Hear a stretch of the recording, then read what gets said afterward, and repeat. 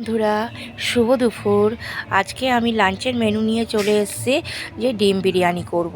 প্রথমে আমি ডিম আর আলুটা একটু সেদ্ধ করে নিয়েছি। সেদ্ধ করতে করতে তারপরে আমি মিক্সিতে পেঁয়াজ আর রসুনটা আমি পেস্ট করে নিয়েছি। নেওয়ার পরে তারপরে আমি কিছুটা পেঁয়াজ বেরেস্তা আমি ভেজে নিয়েছি।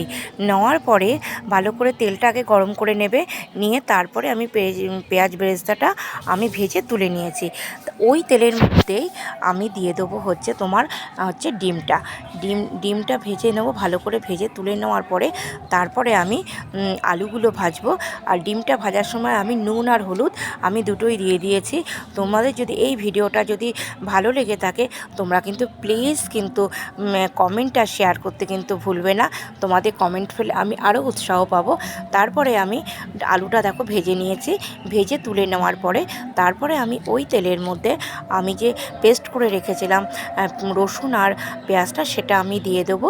দিয়ে তারপরে আমি দেবো টমেটো আর আদা কাঁচা লঙ্কা বাটা। সেটা দেওয়ার পরে তারপরে আমি দেবো লঙ্কার গুঁড়ো আর জিরের গুঁড়ো। দিয়ে একটু নাড়িয়ে দেবো হলুদ, আর দেবো নুন। দিয়ে ভালো করে একটু নাড়িয়ে চাড়িয়ে তারপরে আমি দিয়ে দেবো কাশ্মীরি লঙ্কার গুঁড়োটা দিয়ে দেবো।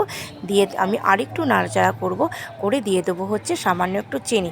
দেওয়ার পরে তারপরে আমি হোমমেড বিরিয়ানি মশলাটা আমি করেছি, সেটা আমি দিয়ে দেবো। এটা আমি আমার ডেসক্রিপশনে তোমরা লিংক পেয়ে যাবে, আমি দিয়ে দেবো। আমি এখনও দেইনি, আমি দিয়ে দেবো। আর তারপরে আমি আলু আর ডিমটা দেওয়ার পরে তারপর সামান্য একটু জল দিয়ে দেবো। মানে আলুটা তো আমি কুক করেই নিয়েছিলাম, সামান্য আর একটু বাকি ছিল।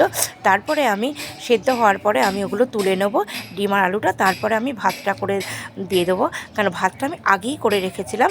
দেওয়ার পরে আমি একে একে সাজিয়ে দেবো। তারপরে দিয়ে দেবো মশলাটা, বিরিয়ানি মশলাটা। তারপরে আমি দেবো সামান্য একটু গোলাপ জল, আর দেবো কেওড়া জল, আর সামান্য একটু দেবো আতর, মিঠা আতর দিয়ে দেবো।